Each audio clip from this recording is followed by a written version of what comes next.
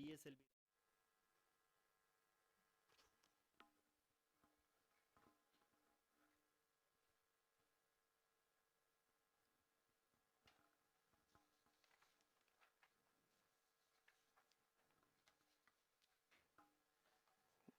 धन्यवाद आरुषि।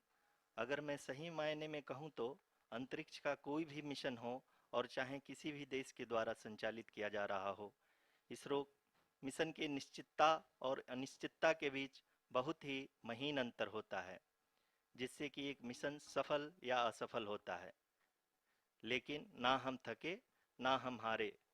हमने पिछली कमियों को सुधारते। 3 mission is the demonstration of safe and soft landing on the lunar surface. This demonstration is a critical aspect for ISRO's future interplanetary missions. In addition to this, the mission objectives also include demonstration of roving capability and conduction of in situ scientific experiments on Moon's surface. Carried on the shoulders of India's heaviest rocket LVM-3 on the 14th of July, Chandrayaan-3 was placed in the precise elliptic parking orbit of size 170 by 36,500 kilometers. ISRO, in its mission plan of following the incremental trajectory approach, carried a total of 5 earthbound maneuvers. The fifth approach 84,000 kilometers for its rendezvous with the Moon. The TLI was a key step in the mission, enabling the spacecraft to escape Earth's gravitational pull and travel to the Moon. An orbit of 288 by 3,69,328 kilometers was achieved at the end of the translunar injection. जी हाँ, translunar injection किसी भी interplanetary mission के लिए बहुत ही आवश्यक परंतु कठिन operation होता है।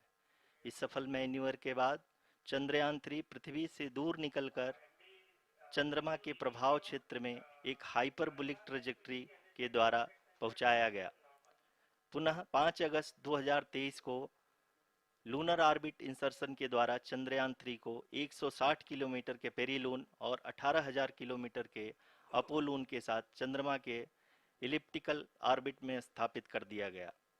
टीएलआई के तरह एलओआई भी एक बहुत जटिल ऑपरेशन होता है। की बात करें तो लैंडर मॉड्यूल अब तक 21 बार पृथ्वी के और लगभग 120 बार चंद्रमा का चक्कर लगा चुका है और इस पूरी यात्रा में लगभग 55 लाख किलोमीटर की यात्रा भी पूरी कर चुका है।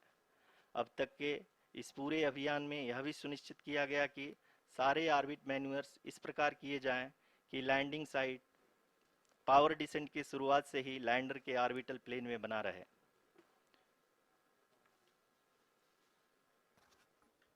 Make it further That is true complicated. indeed. We have arrived at the crucial juncture wherein the orbit plane contains the desired landing site at the start of powered descent. We are also happy to announce that live images from the Chandrayaan-3 lander imager camera is being received continuously. The demonstration of soft landing on the Moon's surface is no ordinary feat due to the innumerable challenges and complexities involved. The lander velocity has to be killed from nearly 6,048 kilometers per hour without any aid from the thin and tenuous Moon's atmosphere. The lunar dust at the time of landing and the craters and boulders scattered over the Moon's surface make it further has been built after envisaging all the scenarios which the lander module can encounter. With several software improvements, provision for full-level redundancies, a plethora of special tests, namely the integrated hot test, integrated cold test, and lander leg drop tests were carried out for the lander module. The success of these tests has provided great confidence in the performance of all the onboard sensors, propulsion system, and associated guidance, control, and navigation algorithms. The key findings during the tests have enabled to improve the overall system performance. The largely unexplored south pole of the Moon has been chosen as the intended landing site since there is a possibility of finding ice and other minerals which would be vital resources for future explorers. Apart from continuing investigations pioneered by Chandrayaan-1 and Chandrayaan-2, the Chandrayaan-3 mission will also provide invaluable data to the science community around the world. Let us give our viewers a glimpse on the configuration of Chandrayaan-3 mission.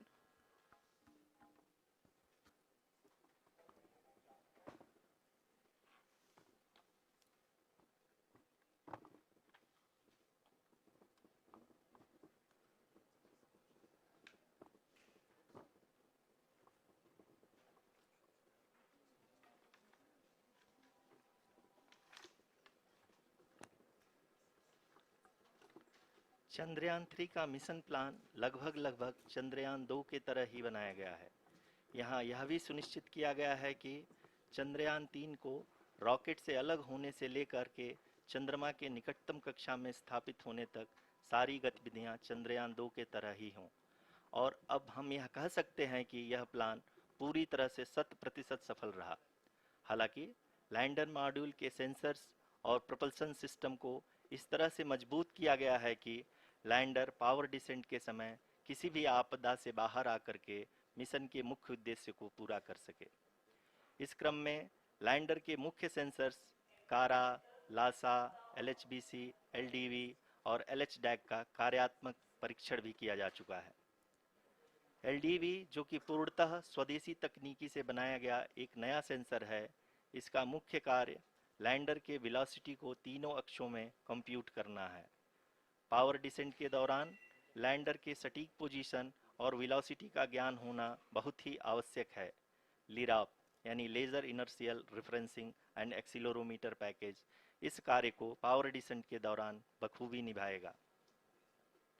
Trajectory generation, जो कि Chandrayaan 3 mission के लिए बहुत ही अहम है, क्योंकि हर orbit manoeuvre के बाद यह सुनिश्चित किया जाता है कि लैंडर की मिशन ऑब्जेक्टिव को ना बदले। इस क्रम में मैं यह भी आपको बता दूं कि ऑर्बिट डिटर्मिनेशन, जो कि उपग्रह के पोजीशन और वेलोसिटी को बहुत ही एक्यूरेटली बताता है, एक बहुत ही कठिन और जटिल कंप्यूटेशन और एस्टिमेशन होता है। यहाँ यह भी जानना महत्वपूर्ण है कि चंद्रयान 2 का OHRC पेलोड अब तक काफ़ी ऊंचे स्तर का डैम प्रदान किया है, जिसके फलस्वरूप लैंडिंग साइट की सीमा को बढ़ाकर 4 गुणे 2.4 किलोमीटर कर दिया गया है, जो कि पावर डिसेंट के दौरान सॉफ्ट लैंडिंग कराने में काफ़ी सहायक सिद्ध होगा।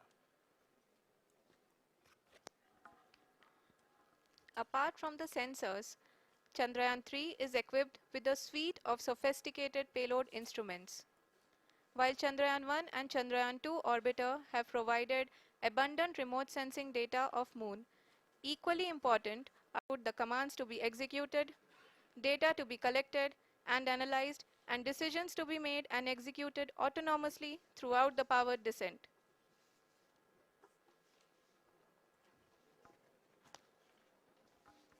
जी हाँ, अब हम पावर डिसेंट के बहुत ही करीब आ चुके हैं। हम आपको बताते चलें कि पावर डिसेंट को कुल 4 चरणों में बांटा गया है। सबसे पहले आता है रफ ब्रेकिंग फेज, जिसमें लैंडर की ऊंचाई को चंद्रमा की सतह से 30 किलोमीटर से घटाकर 7.4 किलोमीटर कर दिया जाएगा। इस पूरी प्रक्रिया को पूरा करने में लगभग 11.5 मिनट लगेगा और इसका समानांतर वेग 1680 मीटर प्रति सेकंड से घटाकर 358 मीटर प्रति सेकंड हो जाएगा। We have continuous flow of lander telemetry data from ISRO's Deep Space Network IDSN-32 located in Belalu, Bengaluru. The data is being acquired real-time by station and is flown to the Mission Operation Complex through our communication links.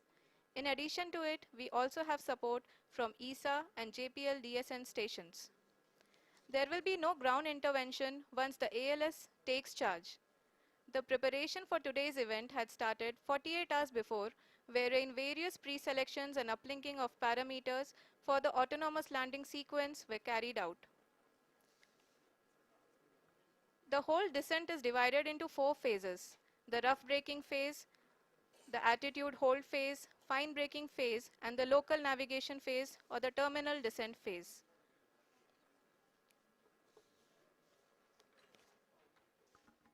जी हाँ, attitude hold phase, जो कि power descent का दूसरा चरण है, एक बहुत ही महत्वपूर्ण फेज है।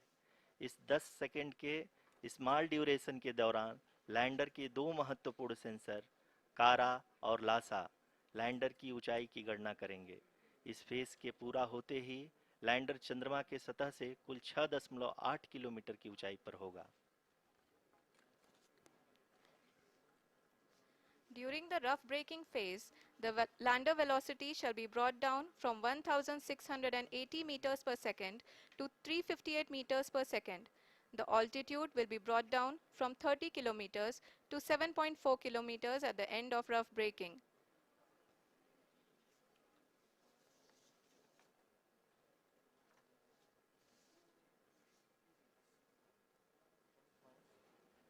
The downrange traveled is nearly 831 kilometers.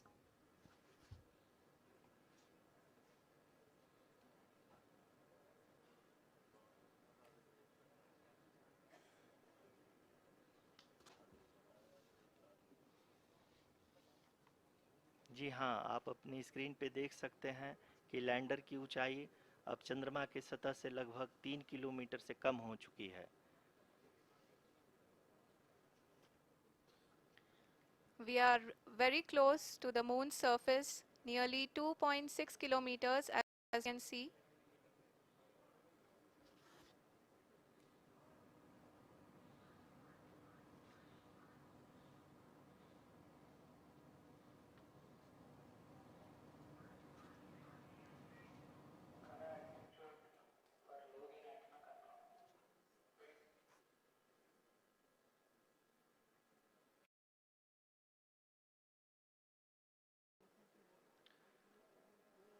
अब हम ये देख सकते हैं कि हम लगभग 150 मीटर की ऊंचाई पे हैं चंद्रमा के सतह से।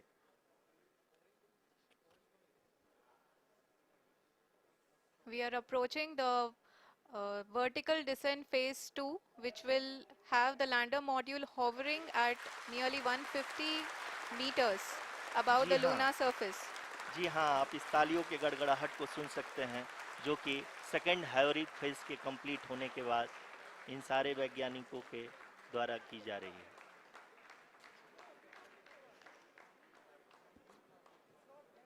जी हाँ, आप अगर फिर से ध्यान से देखें तो एल्टीट्यूड पुनः कम होता जा रहा है। अभी हम लोग लगभग 135 मीटर की ऊंचाई पे हैं। The sensors that are updating at this point are providing confirmation of the safety of the landing site. As expected, the retargeting is going on and this is a very good signature for the lander. अभी आप ये देख सकते हैं कि lander की ऊंचाई लगभग 65 मीटर के आसपास बची हुई है।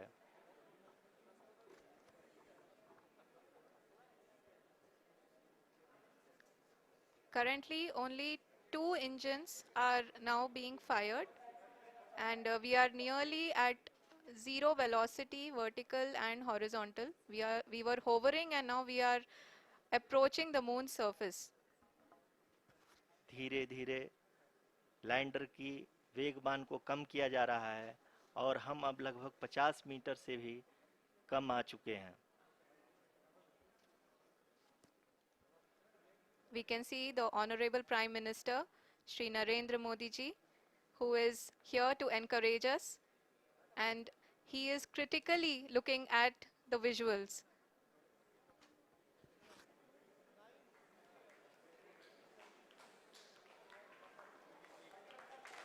जी हाँ, आप अपनी स्क्रीन पे देख सकते हैं कि हम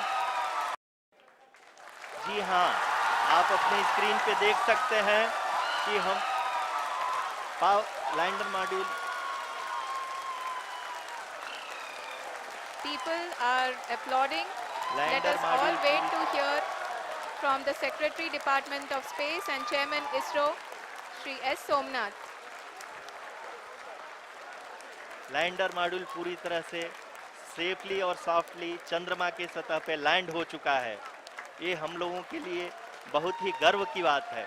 हिंदी में एक कहावत है कि चंदा मामा दूर के, लेकिन अब हम ये कह सकते हैं कि चंदा मामा। आदरणीय प्रधानमंत्री जी, नमस्कार sir. We have achieved soft landing on the moon. India is on the moon. Sir,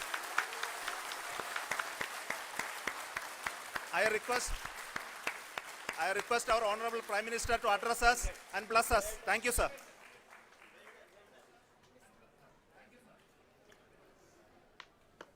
मेरे प्यारे परिवारजनों, जब हम अपनी आंखों के सामने ऐसा इतिहास बनते हुए देखते हैं तो जीवन धन्य हो जाता है। ऐसी ऐतिहासिक घटनाएं राष्ट्र जीवन की चिरंजीव चेतना बन जाती है। ये पल अविस्मरणीय है।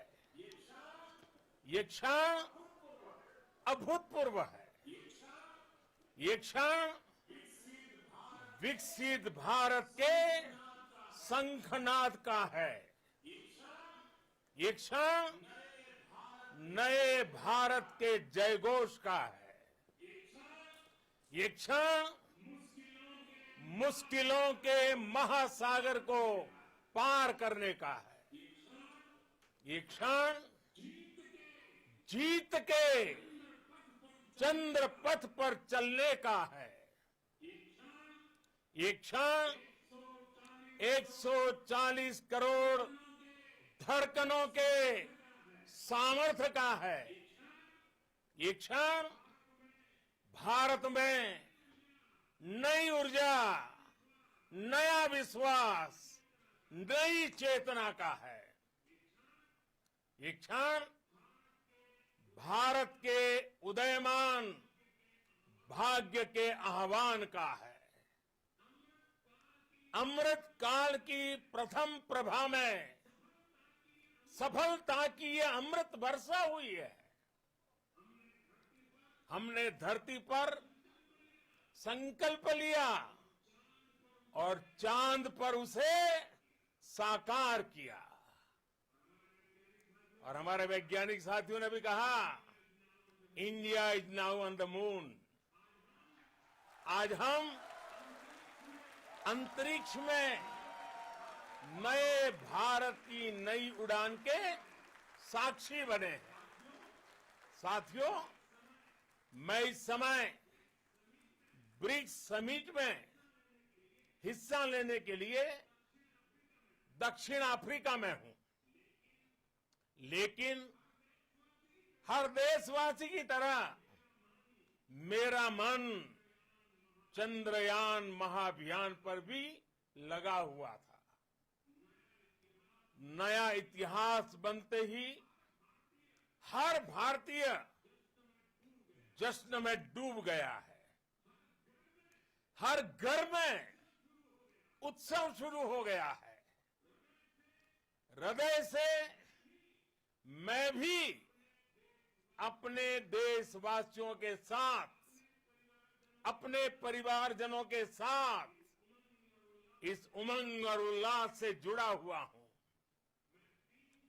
मैं टीम चंद्रयान को, इसरो को और देश के सभी वैज्ञानिकों को जी जान से बहुत बहुत बधाई देता हूं, जिन्होंने इस पल के लिए वर्षों तक इतना परिश्रम किया है। उत्साह, उमंग, आनंद और भावुकता से भरे इस अद्भुत पल के लिए मैं 140 करोड़ देशवासियों को भी कोटि कोटि बधाइयां देता हूं। मेरे परिवारजनों, हमारे वैज्ञानिकों के परिश्रम और प्रतिभा से भारत चंद्रमा के उस दक्षिणी ध्रुव पर पहुंचा है, जहां आज तक दुनिया का कोई भी देश नहीं पहुंच सका। अब आज के बाद से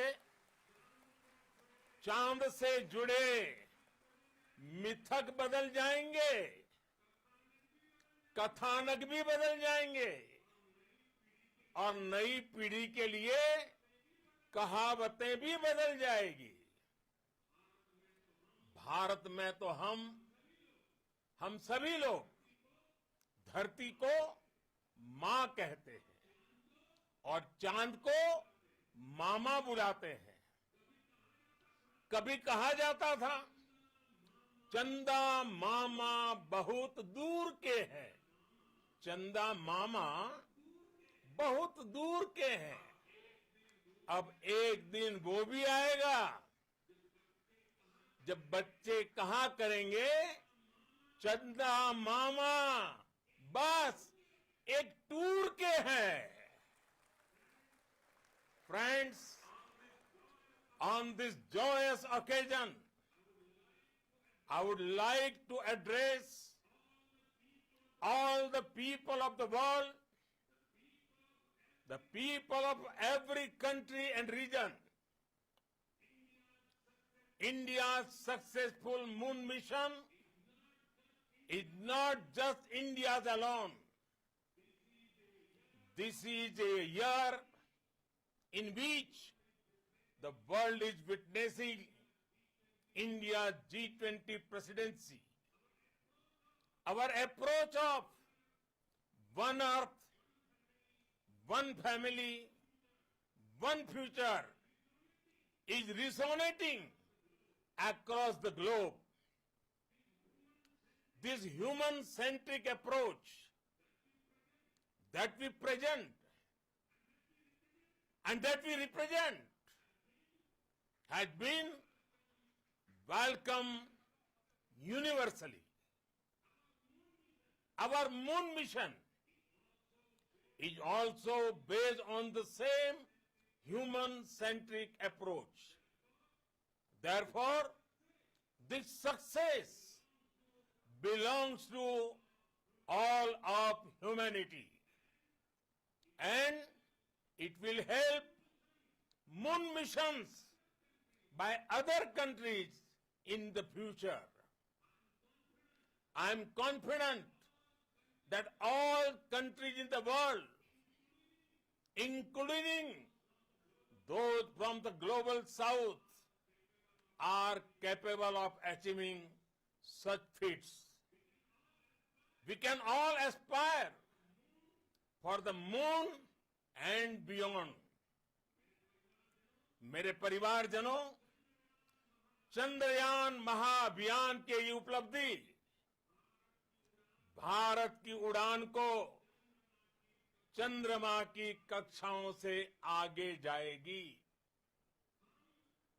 हम हमारे सौर मंडल की सीमाओं का सामर्थ्य परखेंगे और मानव के लिए ब्रह्मांड की अनेक संभावनाओं को साकार करने के लिए भी जरूर काम करेंगे।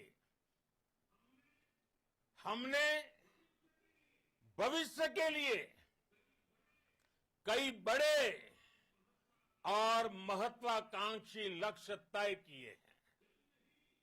जल्द ही सूर्य के विस्तृत अध्ययन के लिए ISRO Aditya L1 mission launch करने जा रहा है। इसके बाद शुक्र भी इसरो के लक्ष्यों में से एक है।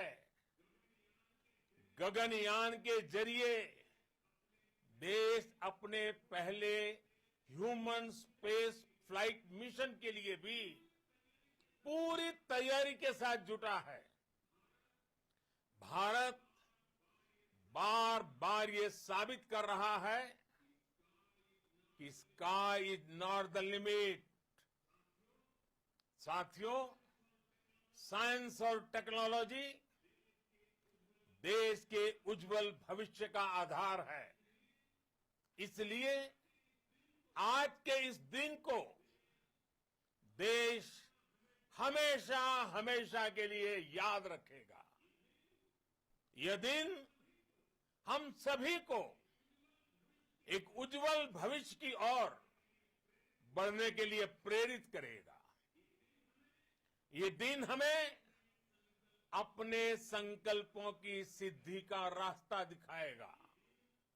ये दिन इस बात का प्रतीक है कि हार से सबक लेकर जीत कैसे हासिल की जाती है। एक बार फिर देश के सभी वैज्ञानिकों को बहुत बहुत बधाई और भविष्य के मिशन के लिए ढेरों शुभकामनाएं। बहुत बहुत धन्यवाद।